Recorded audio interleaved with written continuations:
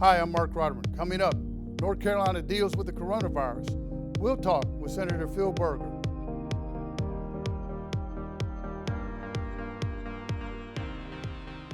North Carolina is confronted with two major challenges, the coronavirus and an economic crisis. We're joined by Senator Phil Berger. Hey, Mark. Great to have you, sir. Oh, thank you. Listen, I want to talk about data. You've been talking about data a lot and random testing. Why do you want that so much, and are we getting reliable data? Well, first of all, I'd like to see us do random testing because the data that we have is, in my view, and in the view of numerous epidemiologists and statisticians and other experts around the country, is not the kind of data that we can consider to be reliable for the decisions that are being made. Random sample testing, where we get a better idea of the prevalence of the virus in the population as a whole, is what we desperately need. Presently, we are making decisions, or we're seeing decisions made that are shutting down our economy. And those decisions are in large measure being made based on a sample of just people who have symptoms, and in many cases, just people who have the most severe of symptoms. And so the extrapolation from that to the numbers that we're seeing are likely to be wildly off. They may be wildly off where we're going to get hit with a much larger wave than they're predicting, but I think it's more likely that we're going to get hit with a much smaller wave. Are other states doing random testing, other countries? The folks in Florida, in the Miami area, have started random sample testing in southern Florida. Other countries have talked about it. There's been a lot of talk about it. I have not seen any results of random sample testing done anywhere else other than the Florida model, which just started. Sir, are we beginning to see drive-through testing here? We are. We have seen some drive-through testing. We are also seeing great advances in the speed with which you get results from tests. Thanks to President Trump, we're seeing the FDA approve multiple kinds of tests that will allow us to hopefully at some point get a better idea and get people information much quicker as to whether or not they have the virus or not. The kind of testing we need to do, random sample-wise, is serologic testing, and that serologic testing does not require the kind of PPE that is utilized. It's basically a blood test, gives an idea of whether or not antibodies exist in the blood of folks that are tested. It'll give us a better idea of how widespread the disease is in the population at large. Let me ask you this. Are we getting the ventilators, the gowns, the masks that we need to make sure that our hospitals have the equipment that they need, sir? So it depends on whether or not the projections of the number of folks in the hospitals at a certain point are accurate. I mean, that's one of the big problems we've got. We may have more ventilators than we need, but it's entirely possible we don't have enough. The models that we're looking at are certainly giving us the picture that we are likely to run short. That's the reason that the governor has entered many of the orders that have been entered that have closed restaurants and bars and have encouraged and in some instances required some form of social distancing. All of those things that have reduced economic activity in the state. It's because of the models that are out there that are telling us that if we don't do those things, we're going to overwhelm the health system. We need accurate data so we know whether or not that's actually the case or not. You know, the University of Washington has probably the model that most folks have been looking at, and they had to revise their numbers in North Carolina earlier this week to show that the prevalence of folks showing up at our healthcare systems is much lower, a fraction of what they had originally projected.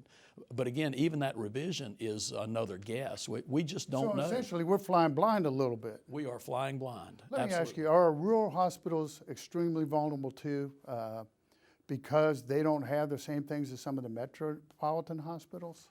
I think it's a mixed bag as far as that's concerned. In some instances, the rural areas are faring better than the more metropolitan areas in terms of the number of folks that are infected. I do think that the rural hospitals, to the extent that, at least in the short run, they're having problems, it's because they have discontinued elective surgeries, and their financial situation is going to be challenged because in many instances those rural hospitals rely on the elective surgeries in order to make sure that they stay in the black. How often are you talking to the governor? You seeing more bipartisanship on this issue? We have seen a good bit of bipartisanship on this issue. We have clearly a health crisis on our hands.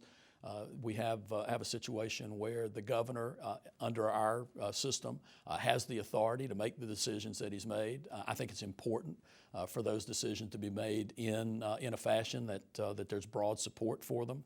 And I have talked to the governor on a periodic and a regular basis. I also talked with Secretary Cohen on a regular basis. The thing is that the one thing that we need that we don't have at the present time is the random sample testing, because I believe that the governor would be in a better position to make decisions, and I think those decisions would be supported by data and would prove out to be accurate if we had the random sample data testing. Currently, we're shut down through April. When will they start making the decision whether they're open up some parts of the economy or not?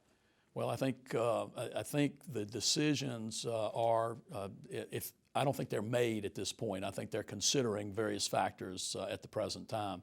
I don't know that a decision has been made to extend the shutdown, to modify the shutdown to make it more restrictive, or to modify it to make it less restrictive. I think, unfortunately, until we have better data, it's going to be very difficult to have any real confidence in the decision that gets made. Senator, are you encouraged by some of the therapies that are coming forward? Absolutely. I think what we are seeing in terms of medical therapies, what we are seeing in terms of retooling portions of our manufacturing base to manufacture PPE, masks, and ventilators. We're seeing the private sector do what the private sector really has the capacity to do, and that's be innovative, to be creative, and to work at solving problems. NASCAR is involved with some of that. Absolutely, we've seen some of that. I think I saw where they were printing masks 3D on masks. 3D printers. Yes, And some of our other companies are doing that as well, and staying real busy out in the Research Triangle, I see. absolutely. And some of our textile manufacturers have gone from making clothing for everyday use to making masks and to making gowns and those sorts of things.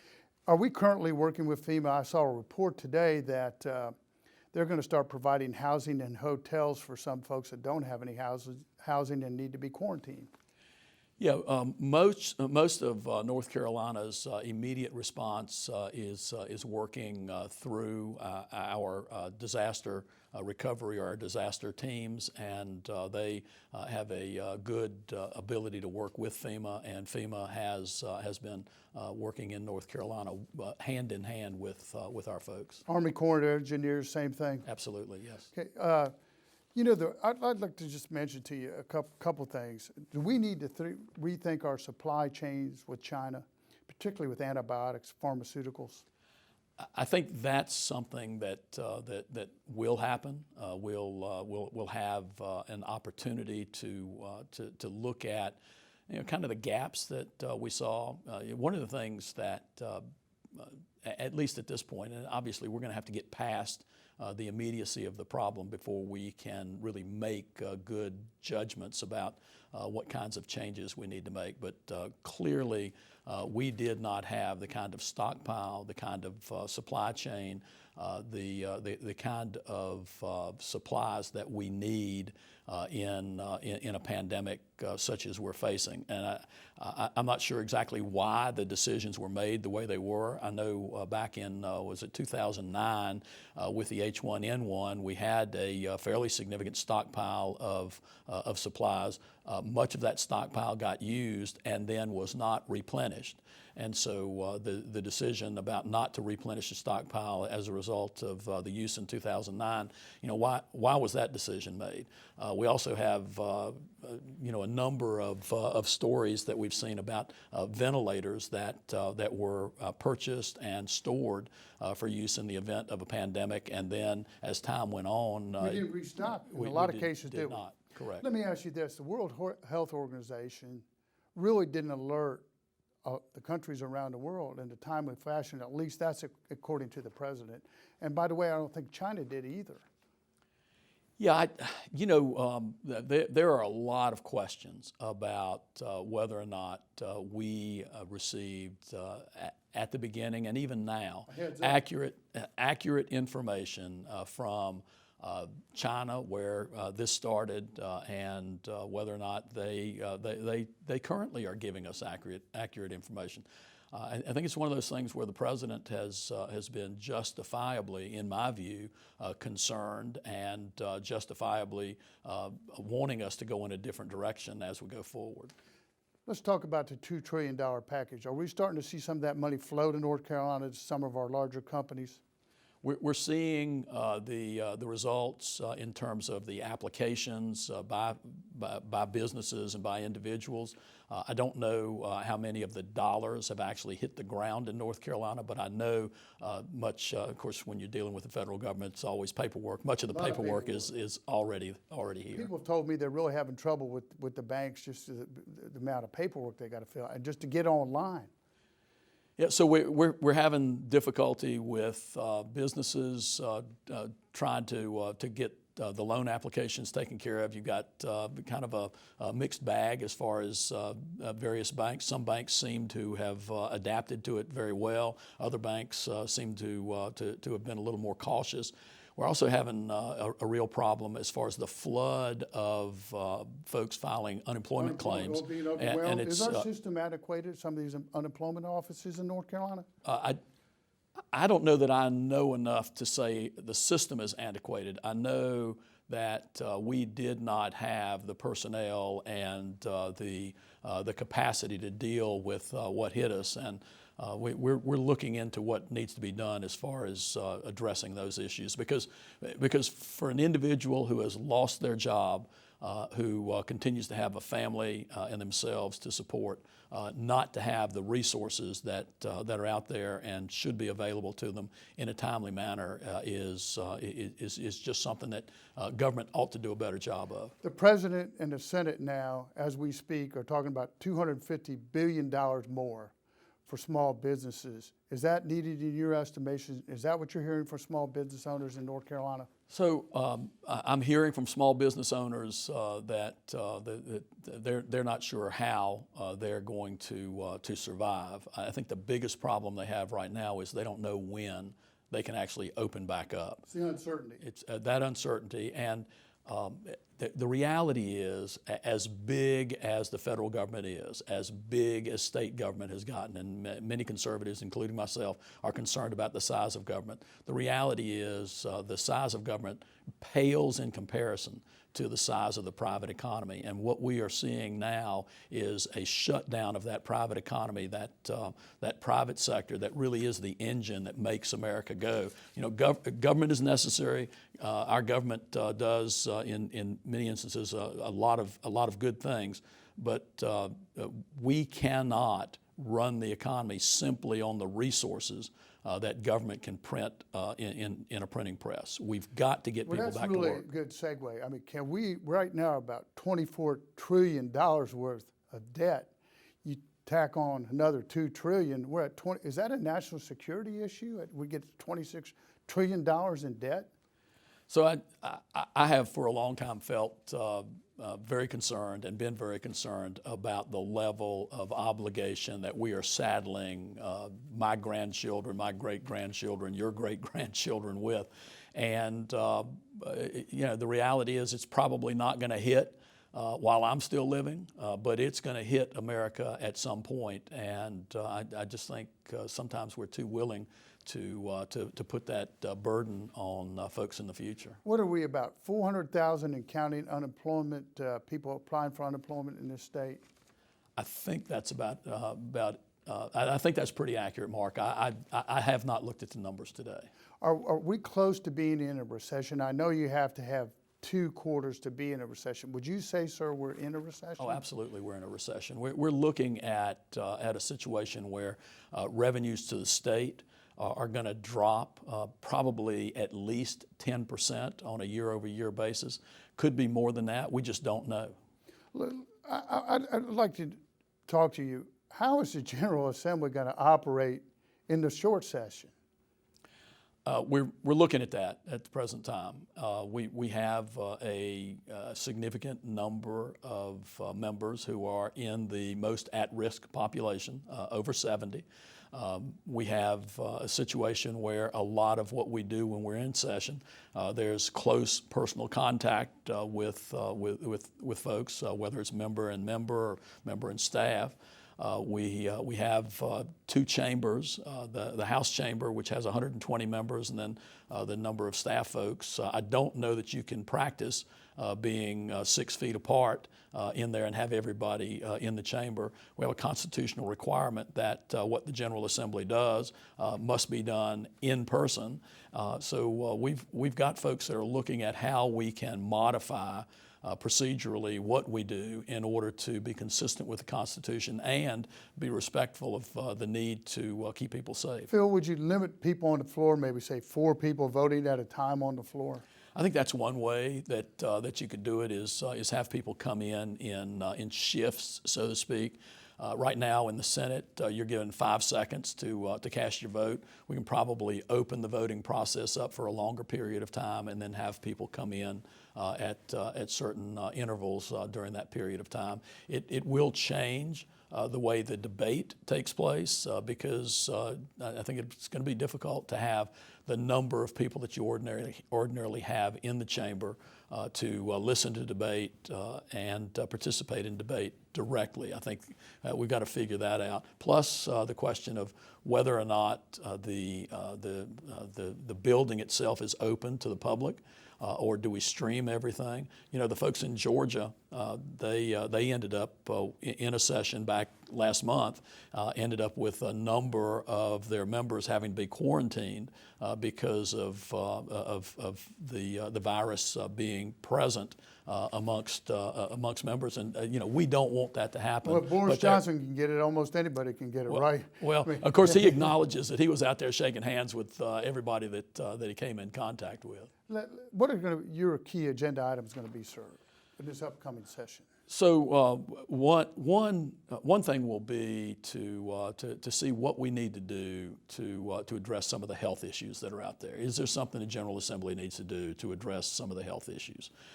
Beyond that, we need to look at, are there things that are taking place that you know, deadlines need to be extended. For instance, we're putting out a press release. Deadlines? Well, the tax deadlines, so we put out a press release dealing with the tax deadlines. You've also got certain licenses that expire. You've got, I think the latest thing that someone brought to my attention was state inspection stickers that expire. Do you allow some sort of grace period for that? The businesses, notwithstanding the tax deadline extension, if you're a sub-S corporation, or actually if you're an LLC, there are certain filings with the Secretary of State's office that are supposed to be done by April the 15th. I know the Secretary of State has indicated that they're not going to ding somebody because they file it late, but do we need to do something statutorily to extend those deadlines?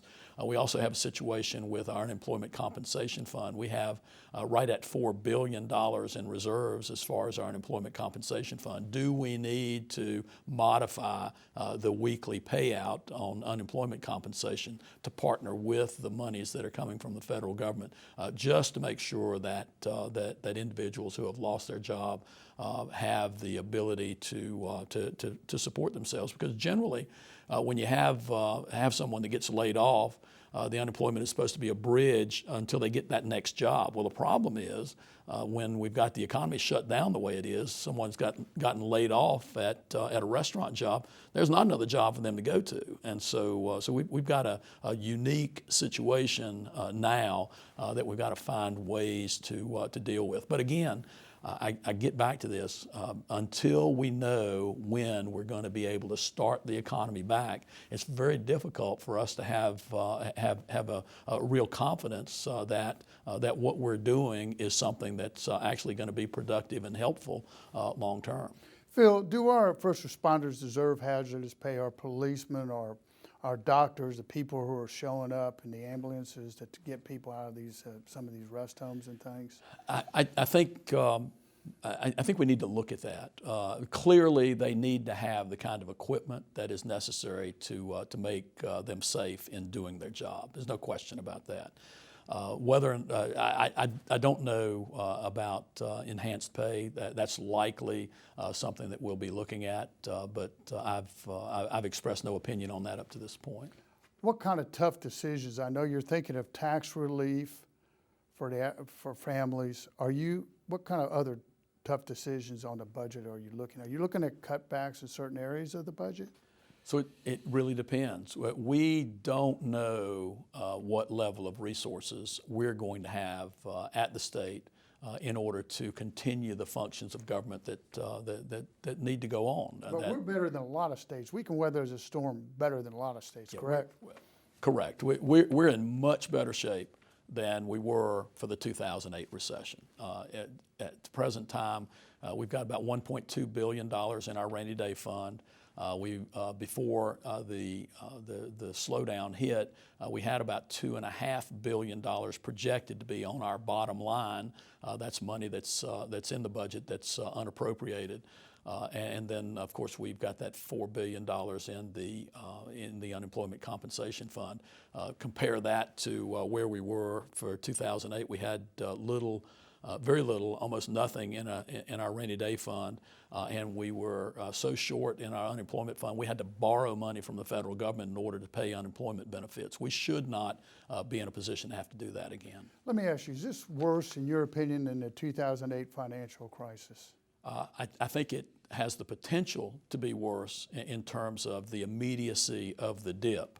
Again, the real question is going to be, at what point do we lift some of the sanctions that are out there that are closing businesses up? I think the longer this goes on, the worse it can be compared to 2008. You know, the Florida governor has asked, or if you come from New York on an airplane, they want you to self-quarantine for 14 days. Should we be doing that in North Carolina? I don't think that's unreasonable for us to actually insist that anyone that comes from an area where they're likely to have been exposed to self-quarantine for a period of time. To me, that's just common sense. How do you think North Carolinians are handling this crisis to date?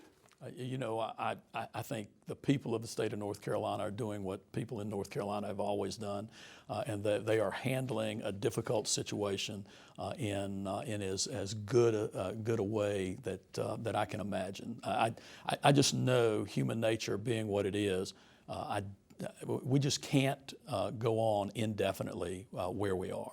Well, let me ask you, what specific, and you've kind of mentioned this, and I know you can't just really dial it in, but get this economy up and running to make sure that the cure isn't worse than the disease. What are the metrics you're looking for?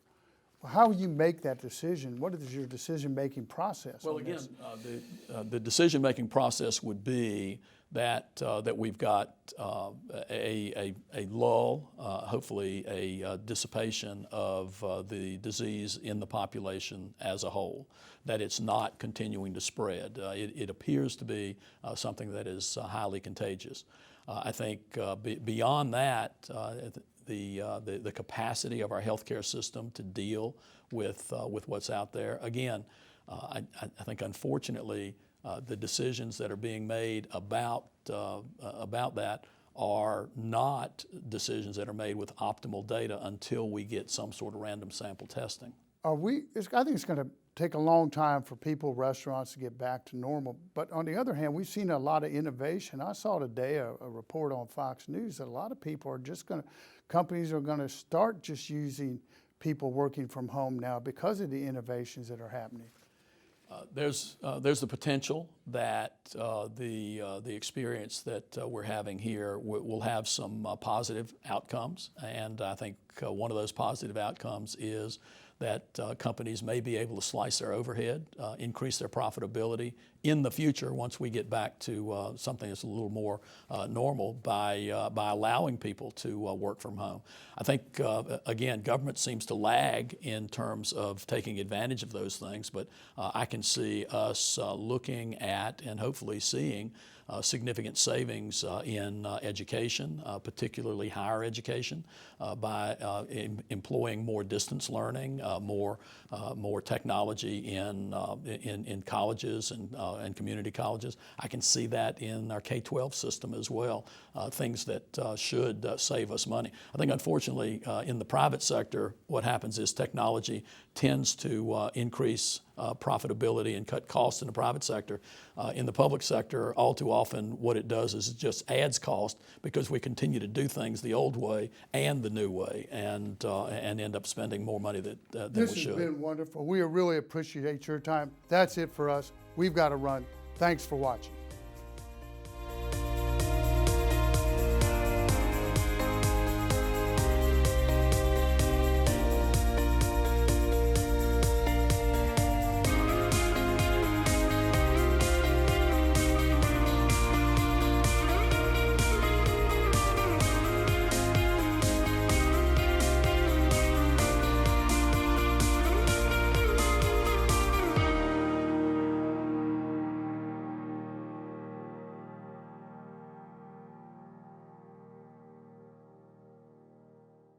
Quality public television is made possible through the financial contributions of viewers like you, who invite you to join them in supporting UNC-TV.